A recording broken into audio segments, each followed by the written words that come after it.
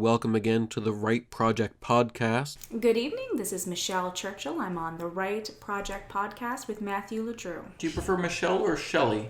I go by both, and I've always gone by both since I was a child, and it's really confused a lot of people. It's so confused. We were legitimately confused by who Michelle Churchill was. It's Shelley, yeah. Michelle is my official name on my birth certificate, but my mother called me Shelley. And I think you're credited as Michelle in Chillers from the Rock, so that's just setting precedent. You're Michelle now. I'm Michelle.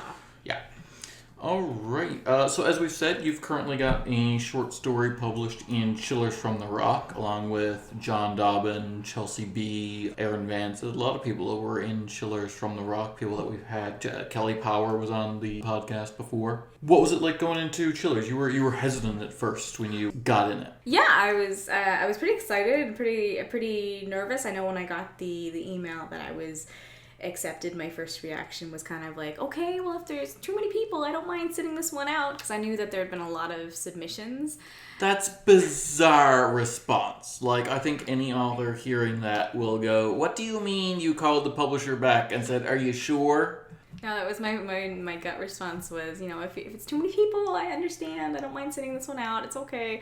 I knew it was getting, like, the excitement that it built from fantasy was just exploding. It was exploding on a lot of writing groups on Facebook and just a lot of the chatter within the writing community. A lot of genre writers were really excited about it, so I knew it had a really high submission rating, so I was really, really surprised that my little vampire story got picked, because I didn't think it was very scary. It was really good. It was called Leopold's Cherubs, but Cherubs was crossed out and it was Princes. Yes. Yeah, which is lovely, and you were very specific. You contacted me multiple times, being like, I have to see. I don't want to be one of those people, but I need to see it to make sure you actually cross out Cherubs. Yeah, so it's a plot point in the story. So in the story that I wrote, I've loved vampires forever. I've said before that I was very lucky that I discovered the vampire subgenre before the Twilight saga kind of took over. And it's not because I'm not going to bash Twilight fans. I know a lot of Twilight fans who I love them dearly.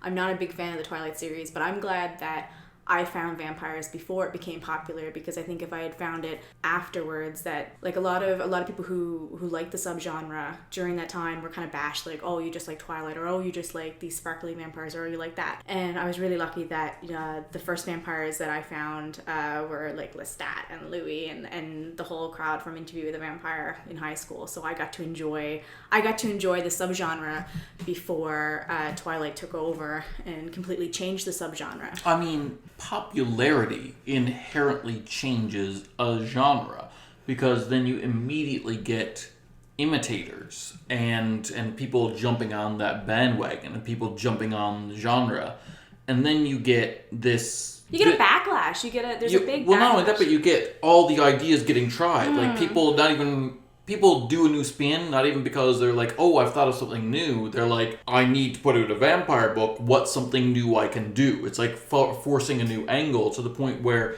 I don't know where the vampire genre will evolve. Like, it's like everything goes in peaks and valleys, and I think there needs to be a valley, and then something new will come around again.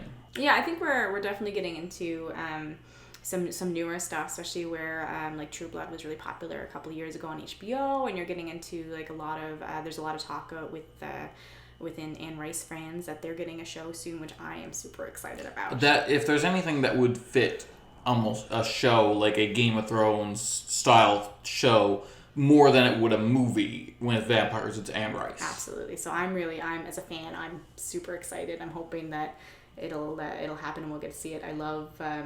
I do love when works of fiction get translated to TV and movies. I know a lot gets lost.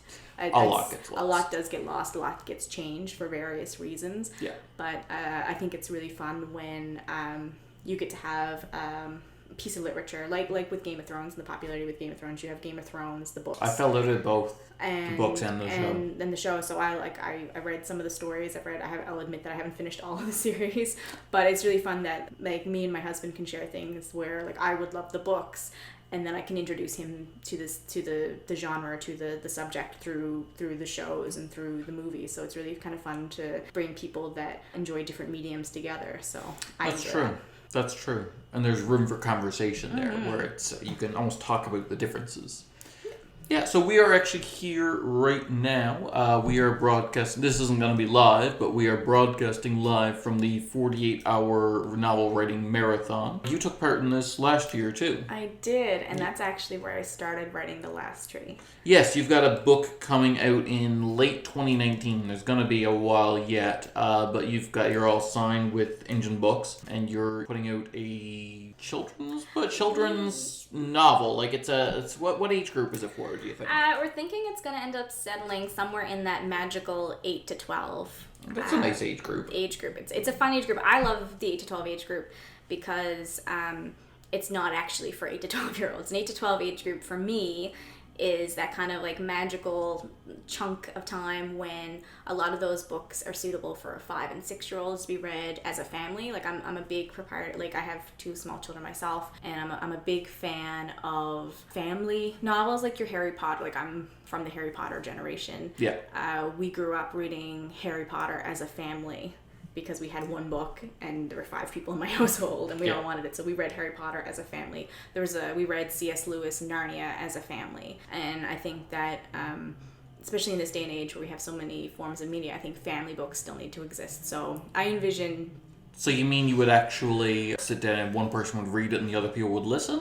Yeah, I think it's possible for, like, I wrote a book in my mind that I envisioned being able to sit down and read with my kids in the evenings, or a book that the parents could read and the kids could read at different times, and then be able to share the content and both enjoy it and both get different things from it. I like the 8 to 12 age group also because not only can younger kids enjoy it with the help of more experienced readers, but older kids who might be struggling a little bit with their literacy or might just want an easier read can also take something from it. So like when I was growing up, I read a lot of books in the 8 to 12 category when I was 13, 14, 15, because I wanted something either that I could comfortably read and confidently read, or something that I could read quickly and enjoy, like a weekend read. And I think it's also important to boost the 13, 14, 15, 16, like your junior high, early high school ages. I think it's important to be able to boost their confidence by providing content that's interesting to them, that they can read comfortably without struggling with the texts. Yeah.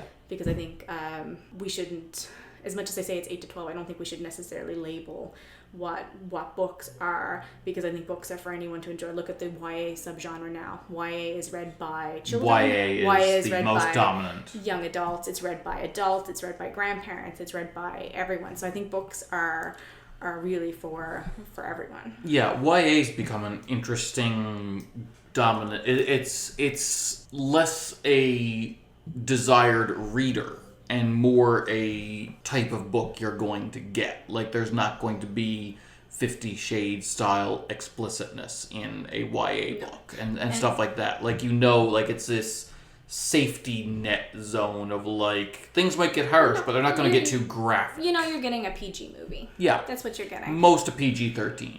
Yeah, so when I started writing The Last Dream, when I sat down and was actually kind of drafting up what I wanted, I thought about what I wanted to read when I was 10 and 11 years old, what I wanted. So I grew up with a lot of Narnia. My mother read a lot of Narnia to us. We read Lion, the Witch, and the Wardrobe, right through to The Last Battle. We read a lot of Bruce Colville. When I started picking my own books, I lived in the world of Brian Jakes for years. I adored it. That's... What's Brian Jakes? Brian Jakes wrote the Redwall series. Thank you, Redwall. I was going to say favorite. Redbeard, and I knew that wasn't right. No, close, but not quite right. So I love this kind of medieval fantasy. As a very small child, we loved Beatrix Potter. My son and daughter's nursery was Beatrix Potter themed, so I loved this kind of magical world. I wanted something that involved fairies, because I grew up with a lot of fairy tales, a lot of dark fantasy fairy tales growing up, and I wanted something that had like Selkies and Kelpies and these very interesting things that I found really interesting from mythology and from various folk tales. I also wanted to have lots of animals, because I grew up with a lot of books that featured animals and small creatures. And I wanted to have this kind of world that was this very like pastoral, medieval kind of setting. And I wanted to have dragons and bizarre dinosaur-like creatures. So that's kind of what I mishmashed everything, and I kind of consider The Last Tree sort of like a love letter to my childhood.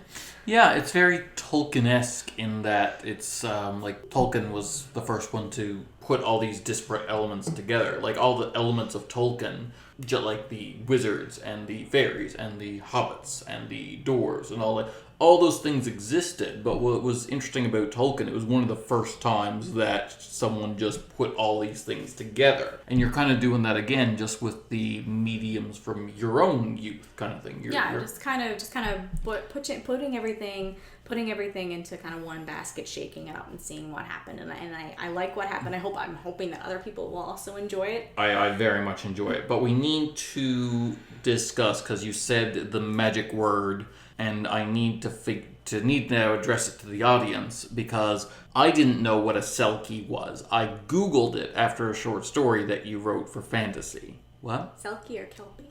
Kelpie.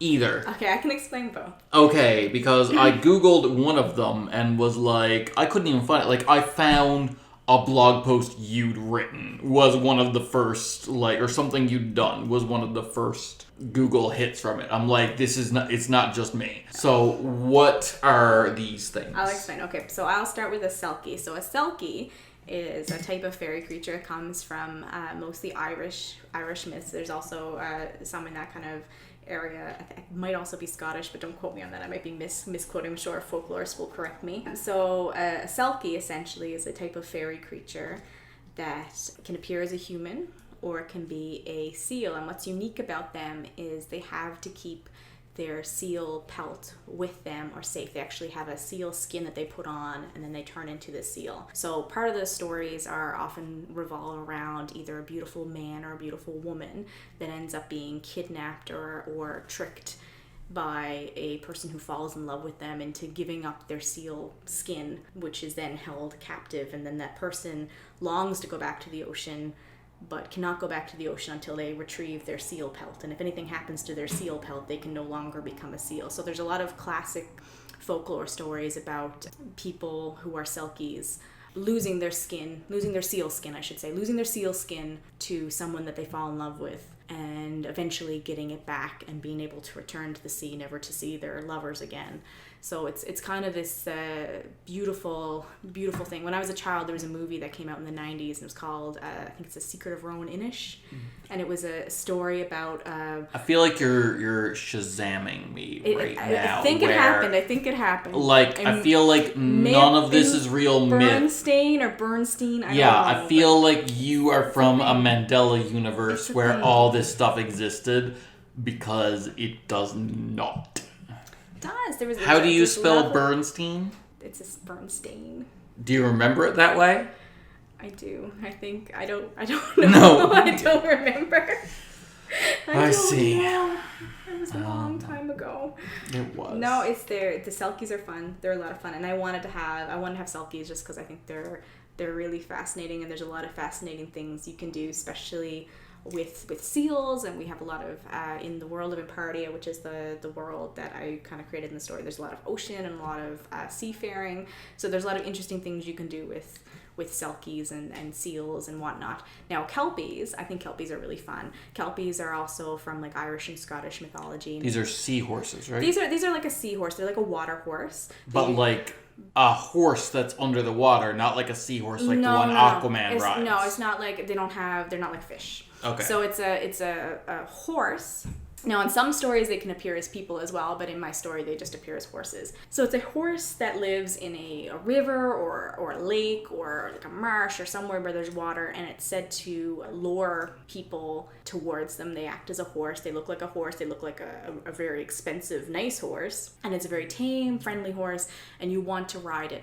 So once you hop on to ride it, because it'll let you ride it, you can ride around for a little bit. It's all fun and games. next thing you know, the horse drags you underwater and devours you. And this is how it lures people. And so it's a monster that looks like a horse. Well, I'm glad you put this in your novel for 8 to 12-year-olds. It's delightfully for children. They can learn all about monster horses. Yes. So, but the monster horse in my story is Blackie's delightful. Do you have children? I do. I have 2 kids. I have a 5-year-old boy and a 3-year-old little girl. I enjoy doing a thing with my godchildren where, like, if they wake up in the middle of the night and they're scared of the monster under their bed and their parents send me in to check on them, I say, there is and he can hear you, so you should probably be quiet. You'd get along well with my daughter. She wants to be a vampire when she grows up.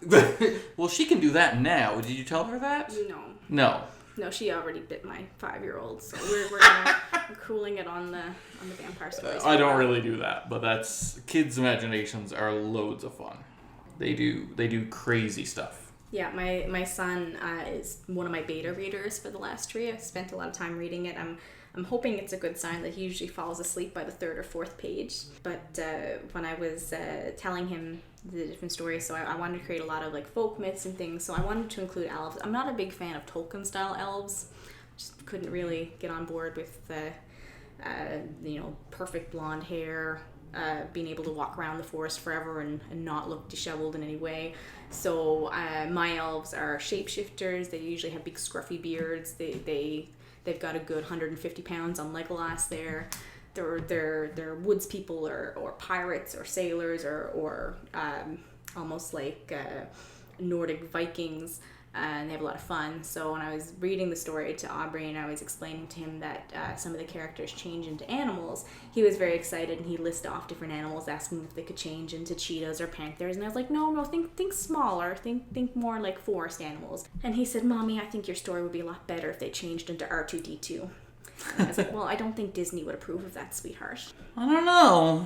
That's a thing. Maybe that could be the R2-D2 spin-off movie that will undoubtedly happen because we're going to get weird, unnecessary spin-offs from characters that don't work in their own film and only as a part of an ensemble until the end of time. Did you? You did. Did you? I would have liked it better if Hondo was in it. Hondo? Hondo from Rebels, the cartoon. I have kids. I watch a lot of Star Wars. I see.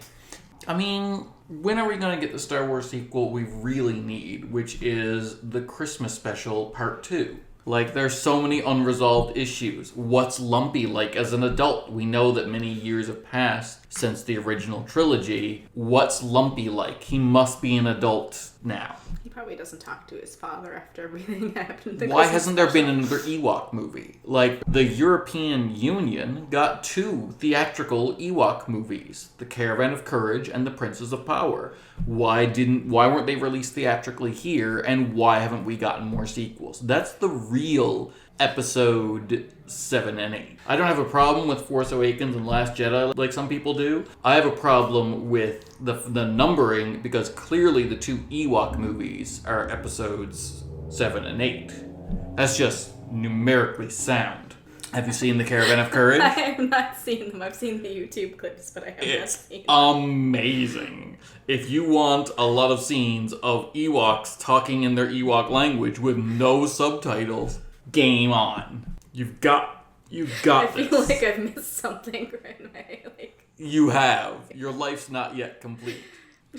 I do wonder why there haven't even Ewoks showed up. I'm from that magical, like, people a little bit older than me are like, oh, Ewoks are when it went downhill. I'm like, really? Or is it just that you got old enough to recognize that some of this was silly? You got nothing? I got nothing. I have no rebuttal to that one. This has gone off the rails? This is like 12:30. No, oh no, it's 1:19 in the morning. Yeah, it's 1:19 in the morning. Alright, so tell me more about The Last Tree. So, The Last Tree, as the title would state, so in The Last Tree, sort of their creation mythology is that the world started out as a forest that had 3 trees. And the first tree grew really tall, really fast, and its roots altered the landscape that it lived in. And it grew for a long time, and it was doing pretty good. But then a big storm came and knocked it over. And when it fell over, That's how people came. People came from the first tree. And then there was the second tree. And the second tree didn't grow as tall. It was a bit gnarled. It clung to the rocks really well, so it didn't blow down as fast. And from its branches there were berries, and they helped feed the animals and the birds. And from the top branches came a group of elves that could turn into birds, and from the lower branches came a group of elves that could turn into animals. And eventually that tree too fell down. And then there was the last tree, and the last tree had all these seeds on it that went off into the world, and the seeds that fell into the ocean became the mermaids and the Selkies, and the seeds that ended off in the forests and meadows became the Faeries and different tricksters and sprites and things. And then one of the seeds fell back onto the tree itself and grew within all the mosses and ivies, and that became a creature called the Arboreal, which we meet in the story. I'm sorry, it became the what?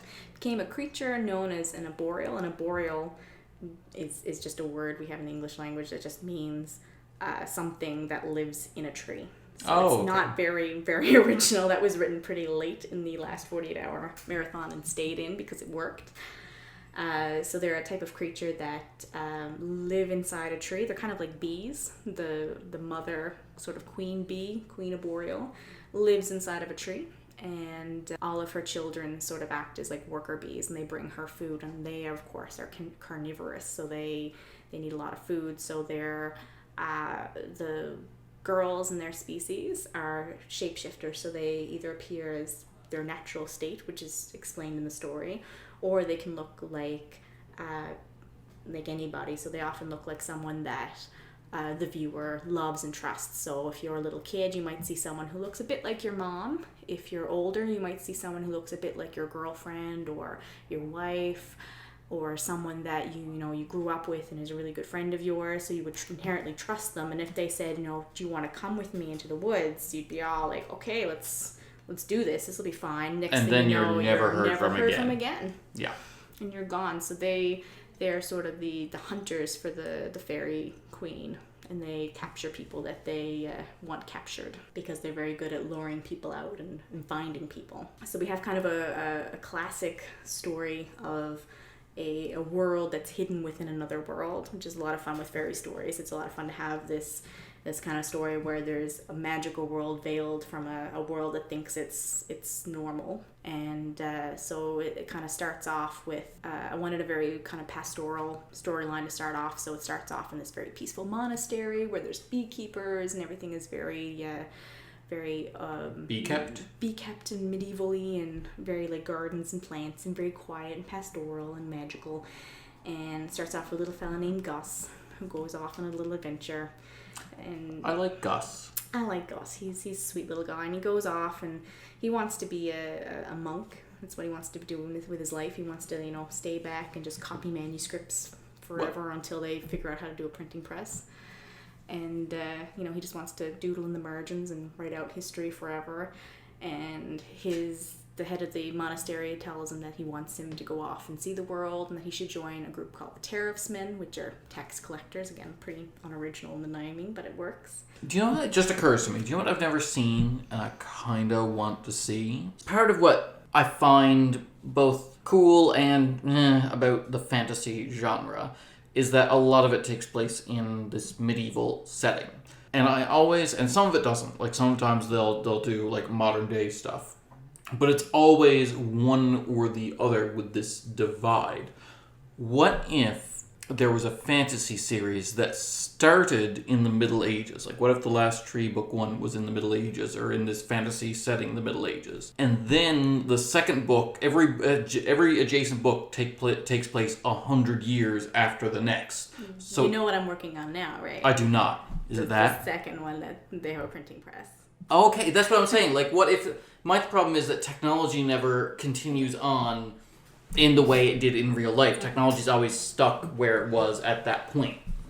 But that's cool, because I'd like to see, because technology would go different in a world where different creatures existed and different magics can cut corners and stuff like that.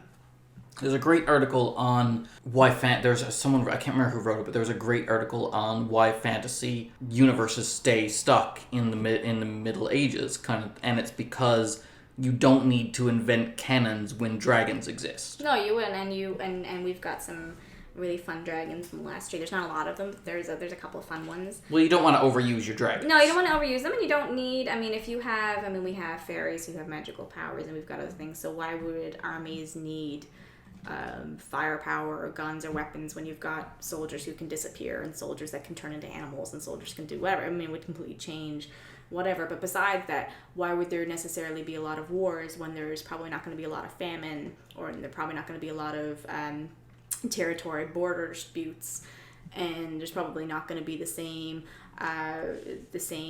variances in wealth when you have people that can magically conjure up whatever That's they need. true. It's kind of like the replicator from Star Trek, where it, like, by the nature, if you can just have like a Google Home that you're like, hey Google, apparate me a mac and cheese, and it'll just apparate you a mac and cheese in a little window that you can eat. You've pretty much eliminated the need for war. Yeah.